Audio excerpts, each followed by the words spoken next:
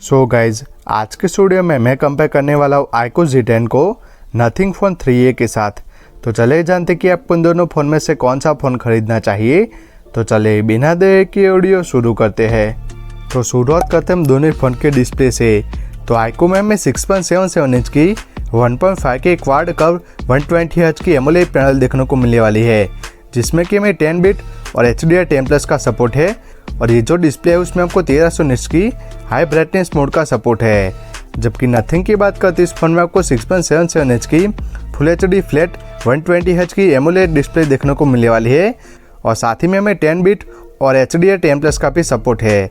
और साथ ही में आपको 1300 निट्स की हाई ब्राइटनेस मोड का सपोर्ट है। तो अगर डिस्प्ले की बात करें तो जो iQOO का फ़ोन है उसमें आपको ज़्यादा कलरफुल और ज़्यादा स्मूथ डिस्प्ले iQOO के फ़ोन में देखने को मिलने वाली है।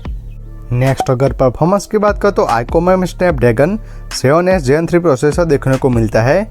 और साथ ही में हमें LPDDR4S की रैम और UFS 2.2 स्टोरेज सपोर्ट देखने को मिल जाएगा, जिसमें कि हमें 8 लाख तक AnTuTu स्कोर देखने को मिलता है।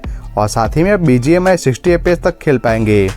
जबकि नथिंग की बात करते इस फोन में आपको स्नैपड्रैगन 7S Gen 3 देखने को मिलने वाला है।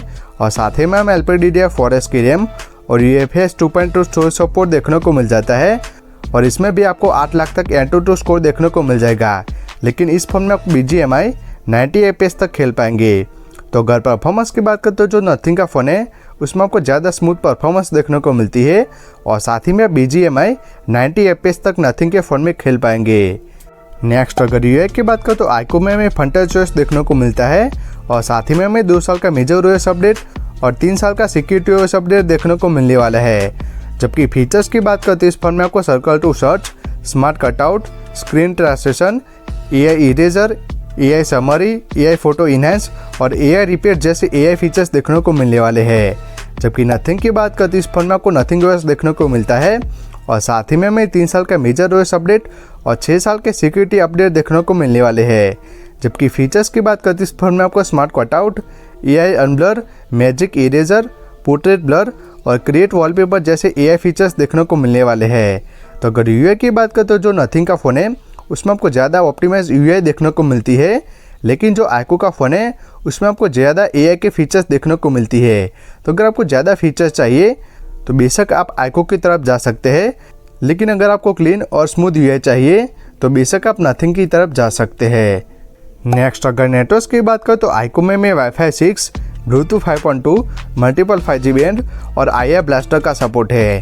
जबकि नथिंग की बात करते इस फोन में आपको Wi-Fi 6, Bluetooth 5.4, multiple 5G band और NFC का सपोर्ट है। तो नेटवर्क के रिलेटेड आपको इन दोनों फ़ोन में कोई भी इशू नहीं होगा, लेकिन जो iQOO का फ़ोन है उसमें आपको एक्स्ट्रा IR ब्लास्टर का सपोर्ट है, जिसका यूज़ करके आप किसी भी इलेक्ट्रॉनिक आइटम को इस फ़ोन को रिमोट की तरह यूज़ कर सकते हैं। जबकि जो नथिंग का फ़ोन है उसमें आपको एक्स्ट्रा NFC का सपोर्ट है, जिसका यूज़ करके आप कॉन्टैक्टलेस पेमेंट कर पाएंगे। नेक्स्ट अगर बैटरी की बात करें तो iQOO में 7300 mAh की बैटरी और 90 वाट के फास्ट चार्जिंग का सपोर्ट है, जिसकी वजह से ये जो फ़ोन है वो 75 मिनट में फुल चार्ज हो जाता है। जबकि नथिंग की बात करते इस फोन में आपको 5000 mAh की बैटरी और 50 वाट के फास्ट चार्जिंग का सपोर्ट है। और साथ ही में ये जो फ़ोन है वो 60 मिनट में फुल चार्ज हो जाता है, लेकिन जो चार्जर है वो नथिंग के फ़ोन में अलग से बाय करना पड़ेगा। तो अगर बैटरी की बात करें तो जो iQOO का फ़ोन है उसमें आपको आराम से 2 दिन तक का बैटरी लाइफ देखने को मिलेगा। और साथ ही में आपको ज़्यादा फास्ट चार्जिंग का सपोर्ट है। लास्ट अगर कैमरास की बात करें तो iQOO में हमें 50 MP का मेन लेंस विथ OIS, जिसमें कि हमें सोनी IMX882 सेंसर देखने को मिलता है। और दूसरा 2 MP का बोके लेंस है। और सामने की तरफ 32 MP का सेल्फी कैमरा देखने को मिल जाता है। और साथ ही में आप फ्रंट और बैक से 4K 30 FPS तक वीडियो रिकॉर्डिंग कर पाएंगे। जबकि नथिंग की बात करते इस फोन में आपको 50 MP का मेन लेंस विथ OIS, जिसमें कि हमें सैमसंग GN9 सेंसर देखने को मिलता है। और दूसरा 8 MP का अल्ट्रा वाइड लेंस है। और तीसरा 50 MP का टेलीफोटो लेंस है। और सामने की तरफ 32 MP का सेल्फी कैमरा देखने को मिलता है। और साथ ही में आप 4K 30 FPS तक बैक कैमरा से और 1080p तक फ्रंट कैमरा से वीडियो रिकॉर्डिंग कर पाएंगे।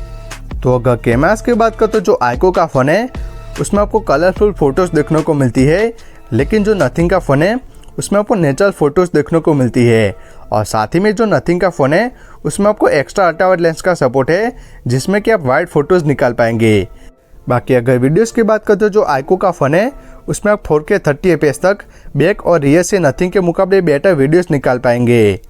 लास्ट अगर प्राइसिंग की बात करें तो आईको Z10 की जो प्राइस है 8GB रैम और 128GB मेमोरी के साथ 22,000 से शुरू होती है, जबकि नथिंग फोन 3A की बात करें तो 8GB रैम और 128GB मेमोरी के साथ 22,000 से शुरू होती है।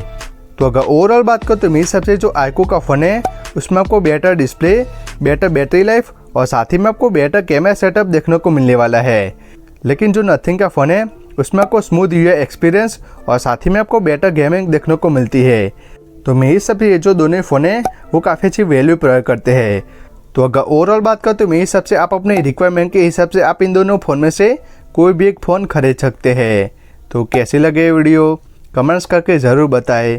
Thank you.